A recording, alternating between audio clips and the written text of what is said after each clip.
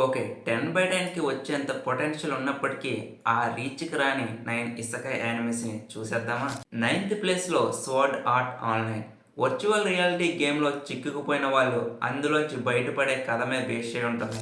Eighth ప్లేస్‌లో 'no game no life'. Brother and sister జంటగా ఒక కొత్త ప్రపంచంలో ఎలా ప్రయాణించారనే దాని మీద బేస్ అయి ఉంటుంది. సెవెంత్ ప్లేస్‌లో 'how a realist hero rebuild the Kingdom'. ఒక రియలిస్టిక్ విధానంలో తన రాజ్యాన్ని ఎలా నిర్మించాడనే దాని మీద స్టోరీ బేస్ అయి ఉంటుంది. సిక్స్త్ ప్లేస్‌లో 'the beginning after the end'. ఒక పవర్ఫుల్ కింగ్ చనిపోయిన తర్వాత ఒక చిన్న పిల్లవాడిగా మళ్ళీ జన్మిస్తాడు.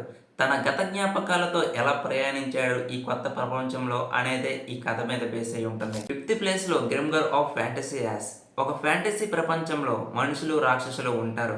వారి మనుగడ కోసం పోరాడే టీమ్ స్టోరీపై బేస్ అయి ఉంటుంది. ఫోర్త్ ప్లేస్‌లో 'ఓవర్లార్డ్'. ఒక వర్చువల్ ప్రపంచంలో చిక్కుకుపోయిన ఒక శక్తివంతమైన మాంత్రికుడు తన సామ్రాజ్యాన్ని ఎలా విస్తరించాడనే స్టోరీపై బేస్ అయి ఉంటుంది. థర్డ్ ప్లేస్‌లో 'the time I got a reincarnated as a slime'. ఒక మామూలు మనిషి స్లైమ్‌గా మళ్ళీ పుట్టినప్పుడు తన శక్తులతో ఒక కొత్త ప్రపంచాన్ని ఎలా సృష్టించగలిగాడు అనే కథ మీదే ఈ స్టోరీ బేస్ అయి ఉంటుంది.